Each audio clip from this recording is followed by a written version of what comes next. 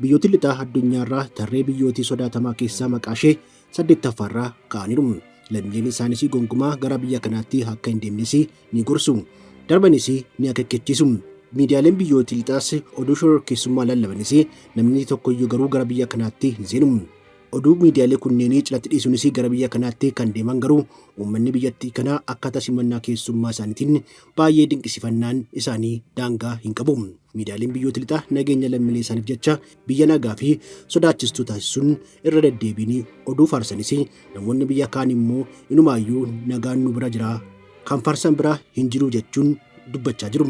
Kanaafis gabaa isaanii ajaa'ibaa akka fakkeenyaatti ni eeru. Biyya keenya dabalatee addunyaa guutuurraa saamichaa sodaachuun baankonni kan meeshaa hidhatanii eegaman kan jiran yoo ta'u, biyya kanatti garuu nootii maallaqaa miiliyoona caalaa biliyoonatti kan lakkaa'amu daandiirra kuufamee kan itti argamu gabaa maallaqni itti gurguramu jijjiiramuu kan qabdu egaa tokko malee kan bitatanii fi gurguratan akkasumas bilisummaan biyya itti sosocho'uu danda'amu ta'uu ishee jiraattonni biyyattii ni dubbatu.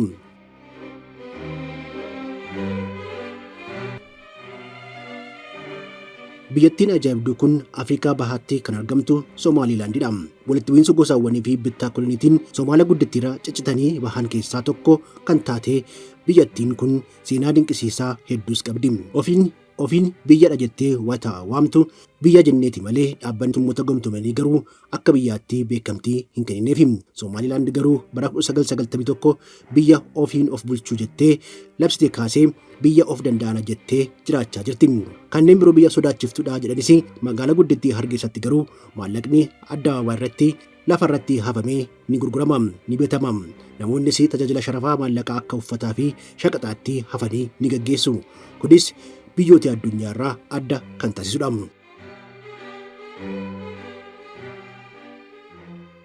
Nagaa fi fayyummaa keessan guutuu addunyaatti bakka jirtanitti akka isiniif ta'u kan hawwinu maatiin chaanala ajaa'ibaa keenya har'aa fi kaartaa addunyaarraa biyya argachuu hin dandeenye garuu immoo waggoota 30 darbaniif ani biyya of danda'eedha jettee kan labsite waa'ee Somaalilaandii yaadaan isin daawwachiisuuf qabannee dhiyaanneera.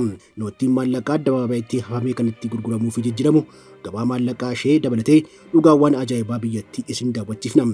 Chaanaalii kanaa fi haaraa kan taatan seenessawwan guyyaa guyyaan gadhiifnu saffisaan akka isin bira ga'uu fi sabskiraayib gochuun mallattoo bilbiltuu tuquun maatii akka taatanii fi isin affeerra. Hanga xumuraatti nu waliin turan affeerraa kabajaa keenyadha.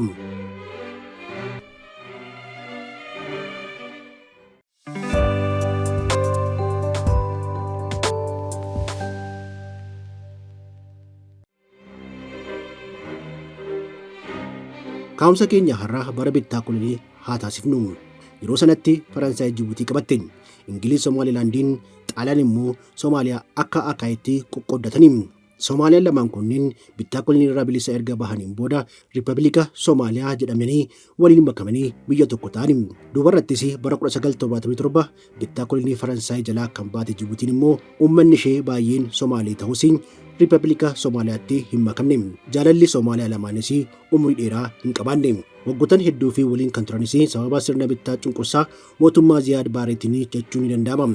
Ziyaad Baareen waggoottan 20 fi Soomaaliyaa cunqursee erga bitaa tureen booda bara 1991tti fincilaan aangoo gadhiisuu fi dirqameera. Gosawwan Ziyaad Baaree aangoo irraa buusanis sirna mootummaa kana erga buusaniin boodas walitti bu'iinsi dhaabbii hin qabaanne keessa seenan. Biyyattiinis dadhabaa sirni mootummaa ishees humna dhabaa deemuun booda irratti Somaalilaandii of dandeessii fottoquun biyya taate. Addunyaan beekamtii dhorkus isheen garuu ani biyyadha jettee waggoota 34 ta'uu fi biyya birmadummaa qabudha jechuun ammas itti fufteetti. Mootummaa kan ishee fi mana maree bakka bu'oota uummataa qabdi. Inumaayyuun immoo nagaan kan isheetti guutedha. Gama biraatiin Soomaaliyaan kibbaa immoo waraanni dhaabbii hin qabne walitti bu'iinsaa fi jeequmsa olaanaa keessatti kan argamtudha.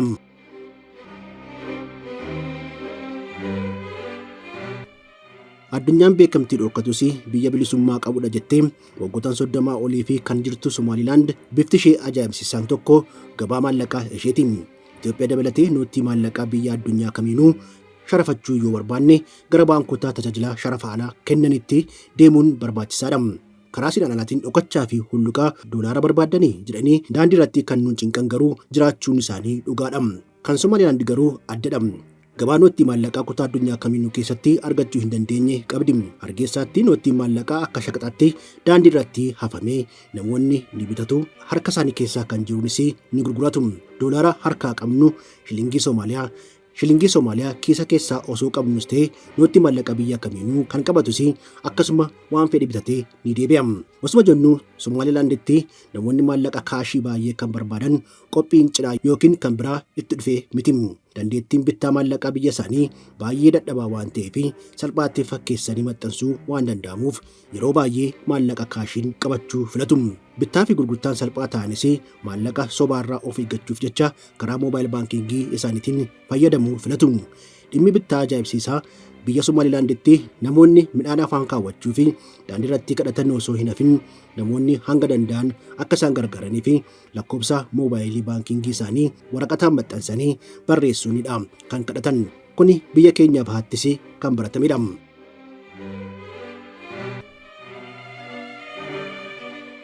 Tajaajilli daddabarsa maallaqaa moobaayilaa Zaad kun biyya keenyaafis fakkeenya guddaa kan ta'udha. Amma fooyya'aa dhufus lammiileen biyya keenyaa maallaqa kaashii kiisaa fi bursaatti baadhatee bituu fi gurguruu filata. Somaalilaanditti garuu kun wanta jiru miti. Daandii irratti maastikaa fi karmeellaa ijoollee gurguran irraa kaasee hanga suuqiiwwan gurguddootti hundi isaanii jechuun ni danda'ama karaa moobaayilaatiin raawwatu. Asirratti Zaadiin bittaa fi gurgurtaa raawwachuun tajaajila kaffaltii intarneetii waan hin barbaanneef biyyattitti gochi kun kan baramedha. Wanti garummaa qabu immoo maallaqa sobaa biyyattiitti maxxanfamuu irraas ni baraara. Tajaajila kana fayyadamuu fi siim kaardii baasuu fi dhaabbata teekinooloojii irraa herrega yookiin akkaawuntii banachuu qofti gahaadha. Intarneetiin malee bilbila moobaayilaa kamiinuu akka tajaajila kennus ni himamaaf. Somaalilaanditti lammiileen dhimmoonni kan akka cidhaa fi kan biroon wayita isaan qunnamu maallaqa kaashii harkatti qabachuun wayita isaan barbaachisu garuu immoo gara gabaa hargeysaatti deemuun maallaqa kaashii daldaltoota gurguran biraa deemuun maallaqa akkaawuntii isaanii keessa jiru erguun hanga maallaqa barbaadan harkatti qabatanii ni deebi'u. Maallaqa biyya alaa harkaa qabanis gara shilingiitti sharafachuuf kan fedhan yoo ta'es gabaan kun isaan keessummeessa. Osuma jennu doolaara Ameerikaa tokko shilingii Somaalilaandi 571 oliin kan sharafamu waan ta'eef shilingii sharafatan qabatanii deemuu fi qarxixii yookiin nama baatuu fi barbaachisu hin hafu. Doolaara 100 qabatanii gara gabaatti kan baatan yoo ta'e shilingii 57 qabatanii kan deebitan. Wanti gaariin gabaarratti hafamuu dhiisaatii hattoonni biyya keenyaa kiisa keenya keessaa nu saamaan achi hin jiran. Gabaa hargeysaatti daldaltoonni maallaqa daldalan akkaataa amantaa isaaniitiin solaata wayita godhan maallaqa kanarra uffata wayii itti uffisanii malee eegumsa biraa hin taasisan. Namoonni maallaqa kaashii hanga fedhan gabaarraa bitatanii daandii fedhanirra baatanii gara mana isaaniitti wayita deemanis yaaddoo fi sodaa tokkoyyuu hin qaban.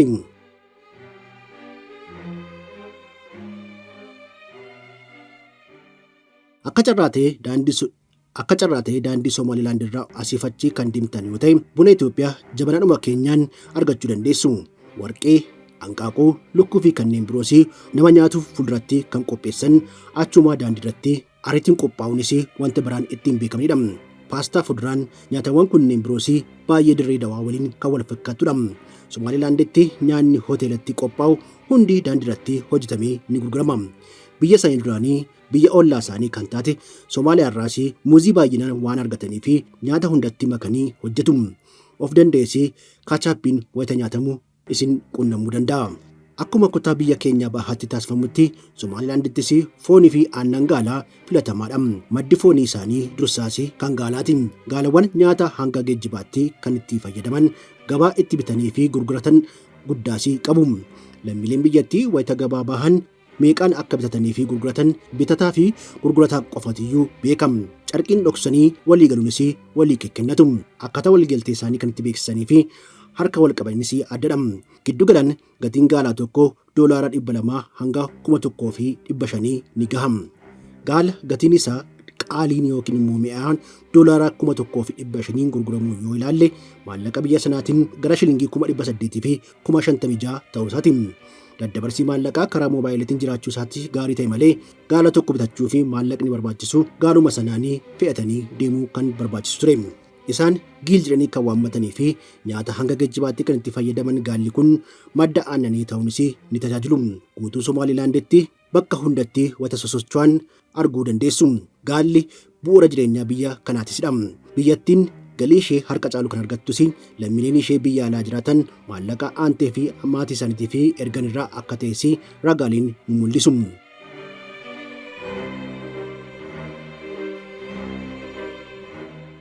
Bifti biraa Somaalilaand immoo buufata doonii Barbaraadha.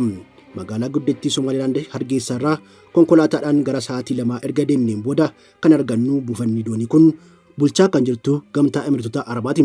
Balbala galaanaa kan hin qabaanne biyyi keenya Itoophiyaa dabalatee waggoottan 7 duratti kahee buufata doonii Barbaraa 19 bitattee daldala alergii ishee cimsachuu fi itti fayyadamaa jirti. Bakki kun siyaasa addunyaa irratti bakka guddaa kan qabuu fi dhugumattuu mirkaneessuu kan danda'amudha. Dhaabbanni Gamtaa Emireetota Arabaa DP World jedhamu buufata doonii kana bulchuu fi bara 2016tti doolaara miiliyoona 400 fi miiliyoona 42 investi gochuun hojiiwwan babal'inaa taasiseera. Afrikaa irraa baay'ina uummataatiin lammaffaa taatee balbala galaanaa kan hin qabne Itoophiyaaf akkasumas biyyoota Afrikaa bahaa hundaa fi guddina dinagdee fi gahee olaanaa bahuu kan danda'udha. Kun kan ta'u garuu walta'insa waliin misoomsuu fi guddachuuf yoo walii galame qofadha. Buufanni doonii kun investimentii addunyaatii fi haala mijataa akka hin taaneef garuu Somaalilaand akka biyyaatti beekamtii dhabuu isheeti.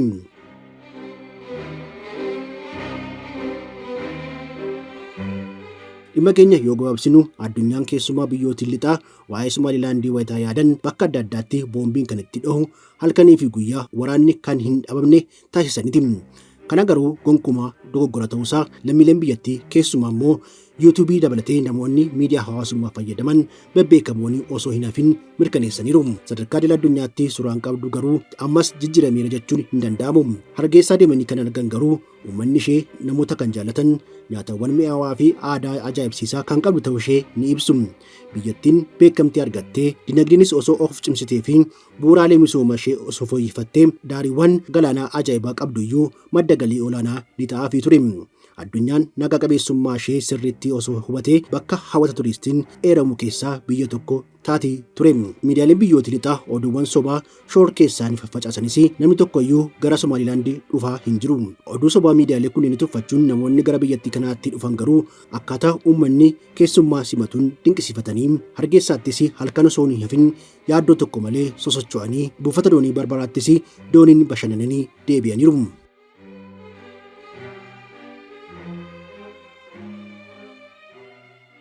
Dhumarrattis egaa addunyaan maaliif Somaalilaand beekamtii dhowwatee kan jedhu irratti mee qabxiiwwan xixiqqoo haa kaafnu. Somaalilaand Riippaabilika Somaaliyaa irraa kan fottoqte murtii uummataatinidha. Falmiinii fi qabsoon gosawwan irraa haa eegalu malee mootummaa filannoon hundeessuu erga eegaltee bubbulteetti. Paartilee siyaasaa hedduus akkasumas raayyaa ittisaa mataa ishee qabdi. Inumaayyuu waggoottan 34 darbanii fi nagaan kan itti bu'ee turteetti. Kanaafuu Gamtaa Afrikaa dabalatee hawaasni idil addunyaa maaliif beekamtii dhowwatee kan jedhu gaaffii namoota hedduuti. Dhugumattuu hawaasni idil addunyaa dogoggora hojjechaa jira. Somaalilaand akka biyya birmadummaa qabdu tokkotti beekamtii kennamuufii qaba jechuun kan mormanis hayyoota hanga namoota idileetti baay'eedha. Gamtaa Afrikaa fi dhaabbanni mootummoota gamtoomanii kan ittiin morman immoo Somaalilaand fi beekamtii kennuun gaafa Afrikaatti jeequmsa irratti boba'aa akka naquutti kan jedhudha. Dhaabbileen kunneen yaadni isaanii naannichatti nagaa fiduu fi mootummaa Somaaliyaa dadhabee deeggaruun Riippaabilika Somaaliyaa irra deebiin tokko taasisuun filannoo fooyya'ee argamedha.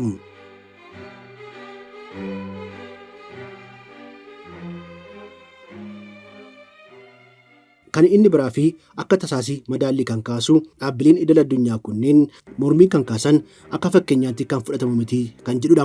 Akkuma beekamutti Afrikaan walitti bu'iinsa waliinii fi waraanaan kan addunyaa beekudha. Biyyootni hedduun hidhatanii bosona seenuun mootummaa giddugalaa waliin waraanaa kan jiran humnootiin hedduu ni argamu. Inumaayyuu tokko tokko yeroodhaaf yoo ta'e illee kutaawwan to'atan ni qabu. Kanaafuu Somaalilaand salphaatti biyya birmadummaa qabdudha jechuun fudhachuun biyyattitti naannoon biyyattii tokkoon lakkaa'ame biyya ana taasisaa humni jedhus akka baay'atu taasisaa jechuunis yaada kaasu. Kan ta'e addunyaan beekamtii kennuufii baatus Somaalilaand yeroo yeroodhaan filannoo gaggeessaa uummanni ishees Hargeysaatti maallaqa bitachaa fi gurgurachaa foon gaalaa nyaachaa aannan ishee dhugaa Somaaliyaa guddittiin faallaa dhaabbatanii jireenya isaanii itti fufaniiru.